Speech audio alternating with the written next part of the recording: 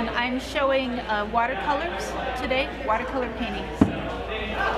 I've always been interested in art, but I really started painting seriously back in 1988. I had been injured in 1987, was severely disabled for several years, and that was when I started taking up art, because I figured life was too short to do what I didn't really love. So yeah, so I started the dream then of being a professional artist. It's been a long time, long road. A lot of it comes from viewing the work of other great artists. I've been really enamored of Monet lately. I have some books on him, and I've been looking at his paintings, and when I go outside to paint my landscapes, I always think, okay, how would Monet paint this? What would he paint, and how would he paint it? But also, too, a lot of inspiration comes from nature. I'm a landscape painter, so I drive around town looking for things to paint, and I can bypass something for a long time, go by it several days and not even see it, and then all of a sudden the light hits it a certain way, and I'm like, ooh, stop the car, you gotta paint that. I think my biggest goal is just to be a better painter. Of course, my technique can improve. I also want to work on adding more emotion, more feeling into my artwork. So yeah, I think that's my big goal, just to be better at what I do.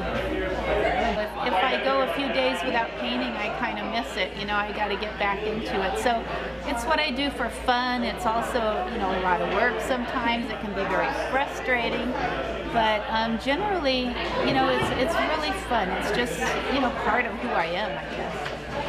I'll go wherever it takes me. I don't really have any major goals about getting into a specific gallery or museum or making $1 million sale or anything like that. I think mostly what I just want to do is just be as good a painter as I can be.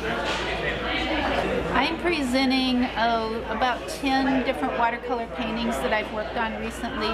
Recent landscapes. They're all landscapes. A lot of them have flowers in them. They're a special media, though. Even though it's watercolor, it's actually watercolor on watercolor canvas and aquaboard.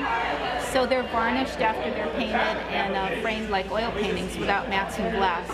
But they are watercolor.